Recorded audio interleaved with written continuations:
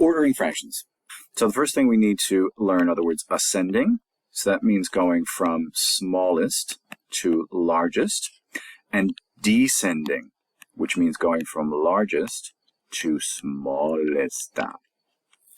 So let's see how we compare two fractions. So if the numerators are the same, right? So they both have ones here. It's kind of inverse logic, but let me explain. The smallest fraction is the one with the biggest denominator because it has been divided up into the most pieces. So if you have 1/2 of a pizza, that is like 4/8. That is quite a lot. But if you only have 1/7, you only have one out of a lot more pieces of pie. And so that's going to end up with the 7th being smaller. And of course, when you have the same denominator, you're dealing with apples and apples. So I've got 3/10 and 7/10. Well, of course, 3/10, whatever a tenth is going to be less than 7/10. So when the trick then comes, and I encourage you to not just try and memorize that, but think about it. Think about why it works. When we don't have common denominators, we have to use equivalent fractions to figure out what's going on. So let's get to it. So this little symbol means less than. So whatever's to the left of it is going to be less than whatever's to the right of it. We know what equal means. And this is going to be greater than. Whatever's on the left is greater than whatever's on the right. And we read from left to right. So is 2/5 less than or greater than? If we go back to the denominators being the same, simply the smaller number on the top, that's going to tell us that 2/5 is less than 4/5 because 2 is less than 4. Now we've got the same numerator, but we've got different denominators. So I have 1/3.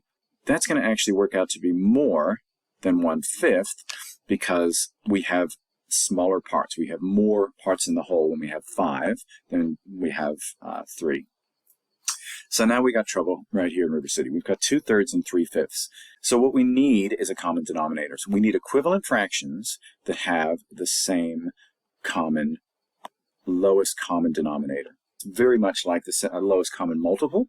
So we've got 3 and we've got 5 on the bottom. We want to create equivalent fractions that have the same number on the bottom. Well, the lowest common multiple that I can think of, 3 times 1 is 3, 3 times 2 is 6. I think the first one we're going to come to that is in common is a 15. So let's do our little trick. I'll show it a little bit differently this time. So 3 times what gives me 15 is 5. If I wasn't sure, I could do 15 divide 3, and that would give me 5. So I want to do 2 times 5 as well. There we have our equivalent fraction of 10/15 is equivalent to 2/3. Now we have to do the same with the one that we're comparing.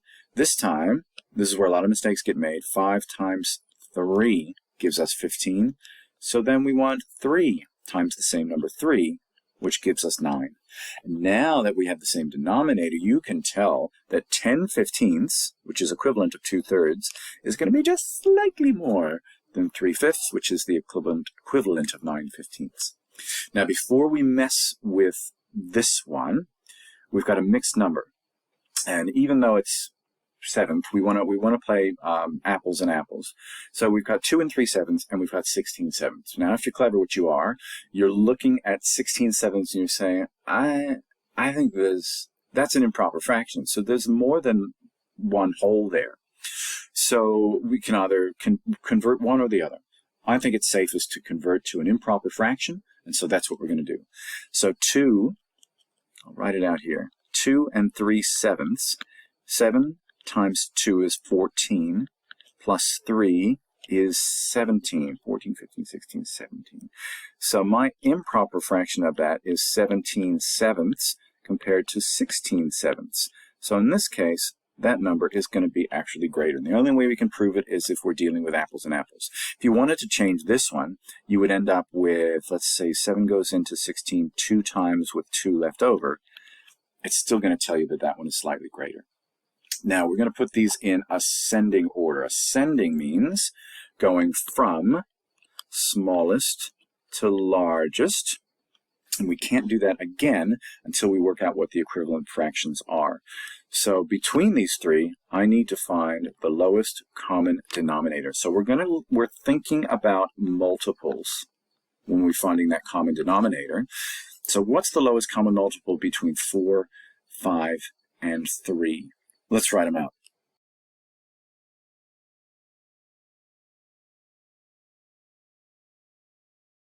It's sometimes possible that the lowest common multiple or lowest common denominator, it might be quite a high number, because I've done all this and I haven't found one. So I'm going to do this crazy idea. You will always get a common denominator, it may not be the lowest, when you multiply all these together. So 4 times 5 is 20 times 3 equals 60. Is that crazy? But that may just be what we have to do. If you multiply all of them together, it may not be the lowest. In this case, I think it is. It will still work. So let's go with 60. So each of these fractions is going to be rewritten with a 60 on the bottom. And they're going to be equivalent fractions to each of those above. So 4 times what gives me 60? 15. Check that with my calculator. And 15 times the top number is 45. For this one, 5 times 12 gives me 60, and 4 times 12 gives me 48. And for this last one, 3 times 20 gives me 60, and 20 times 20 gives me 40.